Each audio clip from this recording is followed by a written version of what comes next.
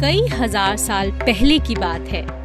एक महिषासुर नाम का राक्षस था। उसका आधा शरीर राक्षस का और आधा शरीर भैंसे का था। उसने कई सालों तक ब्रह्मा जी की कठिन तपस्या की। एक दिन ब्रह्मा जी प्रसन्न हुए और उन्होंने उसे कहा, हे महिषासुर, मैं तुम्हारी तपस्या से अति प्रसन्न हूँ। मांगो जो वरदान मांगना है। महिषासुर ने कहा, हे प्रभु, मुझे ऐसा वरदान दीजिए कि इन तीनों लोकों में किसी भी देवता या मानव के द्वारा मेरी मृत्यु ना हो सके। ब्रह्मा जी ने हंसकर कहा, ऐसा ही होगा। महिषासुर बहुत घमंडी और अत्याचारी था।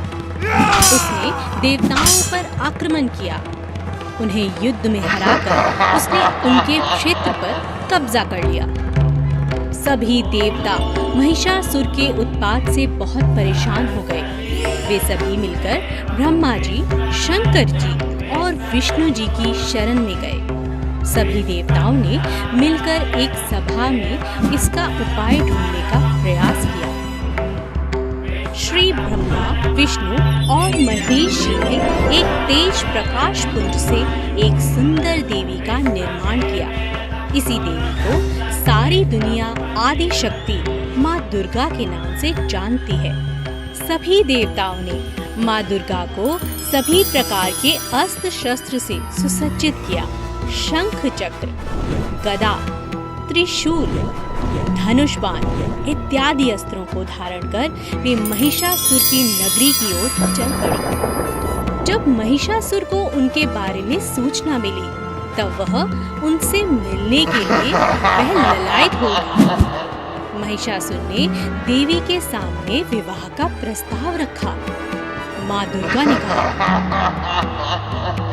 हे असुर राज, मुझसे युद्ध करो। यदि तुम ये युद्ध में मुझे जीत लिया तो मैं तुमसे अवश्य विवाह करूंगी। महिषासुर ने देवी से कहा, मैं युद्ध के लिए तैयार हूँ। महिषासुर और माँ दुर्गा के बीच युद्ध प्रारंभ हुआ। महिषासुर काम, क्रोध, मद, लोभ और मोह के अधीन हो चुका था। उसका विवेक नष्ट हो चुका था। दुर्गा माँ और महिषासुर के बीच 10 दिनों तक घमासान युद्ध हुआ। दोनों तरफ से शस्त्रों का प्रहार जारी था। माँ दुर्गा स्वयं आदि शक्ति का अवतार थी। उन्होंने महिषासुर के हर शस्त्र प्रहार को नाकाम कर दिया। अंत में 10वें दिन देवी माँ ने महिषासुर का वध कर दिया और देवताओं की रक्षा कर दी। सभी देवता अति प्रसन्न हुए और माँ दुर्गा पर पुष्प बरसाने लगे। उनकी जय जयकार करने लगे। तब से हिंदुओं ने नवरात्रि का त्योहार मनाना शुरू किया। हम नवरात्रि में जगत जननी माँ दुर्गा की पूजा करते हैं, उनकी आरती गाते हैं और उनकी जय जयकार करते हैं।